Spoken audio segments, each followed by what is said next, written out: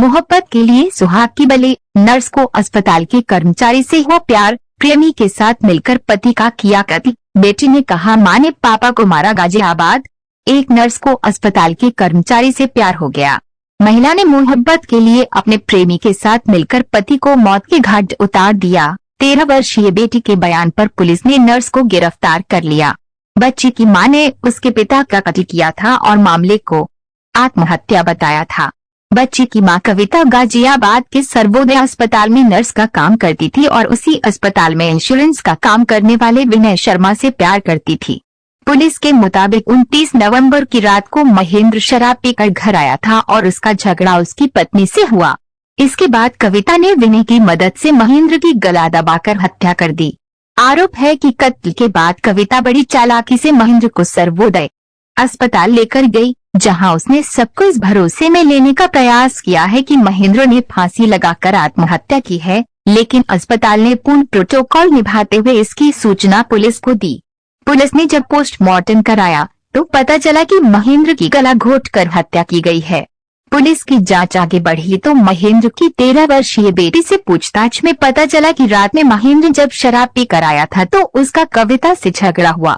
इसके बाद बच्ची ने देखा कि कविता महेंद्र की छाती पर चढ़ी हुई है और उसका गला दबा रही है।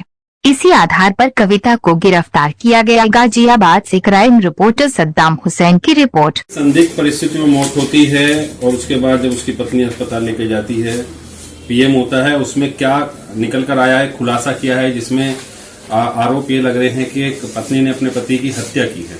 क्या है पूरा घटनाक्रम? 29/30 नवंबर की रात्रि को थाना कविनगर पुलिस को सर्वोदय अस्पताल से मेमो मिलता है, जिसमें बताया जाता है कि एक व्यक्ति जिनका नाम महेश है, उनकी पत्नी उनका शव लेकर आई हैं और वो बता रही हैं कि उन्होंने आत्महत्या कर ली है। ये महिला हैं, ये उसी अस्पताल में नर्स का काम भी करती हैं।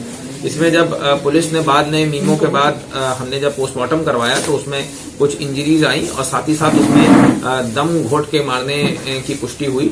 इसमें जब पूछताछ करी, इस मृतक के बच्चों से पूछताछ करी, तब उन्होंने बताया कि इसमें इनका आपस में पहले कुछ विवाद भी हुआ था और जब उस बच्चों ने जब देखा तो वो महिला इन मृतक के ऊपर बैठ के उनके मुंह में कुछ ठूस रही थी, जिसके बाद इसकी पुष्टि हुई है। इसमें साथ ही में इन महिला के जो एक लवर हैं जिनका नाम विनय शर्मा है, उनका नाम भी सामने में आया है कि इन्होंने पहले से इस चीज को प्लान करके इस काम को, इस वारदात को अंजाम दिया है। सर, क्या वजह रही है इस पूरे घटनाक्रम के पीछे? क्या कोई लीगल इलिसिट रिलेशनशिप थे इनके कहीं?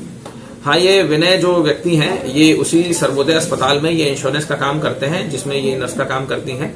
तो इनके पहले से ही अवैध संबंध थे और इन्होंने हमें कुछ रिकॉर्डिंग्स और कुछ व्हाट्सएप चैट्स मैसेजेस हाथ लगे हैं, जिसमें कि इन्होंने पहले इस चीज को प्लान कर रखा था कि इस घटना को ये अंजाम देंगे। सर, इस लेडी के हस्बैंड को कुछ पता था इस बारे में, इनके रिलेशनशिप के बारे में कुछ? हाँ, इसको पता था। इन्होंने कुछ ऑडियो कन्फेशंस अपने भाई को भेज रखे हैं, जिसमें कि बता रहे हैं कि उनकी पत्नी और विनय मिलकर उनको मार सकते हैं। इस मामले में बच्चों का कैसे पता चला? क्योंकि आप लोग तो ब्लाइंड मर्डर केस था, बच्चों की गवाही किस तरीके से हुई और उनके जरिए कैसे आप लोग क्रैक कर पाए इस केस को? जब बच्चों से हमारी पूछताछ हुई, हमने जो लड़की है वो समझदार है, वो 13 वर्ष की है और जो पुत्र है वो 8 वर्ष का है। जब उनसे पूछताछ करी तब उन्होंने बताया कि रात को माता पिता का इनका झगड़ा हुआ था। पिताजी ने शराब पी रखी थी।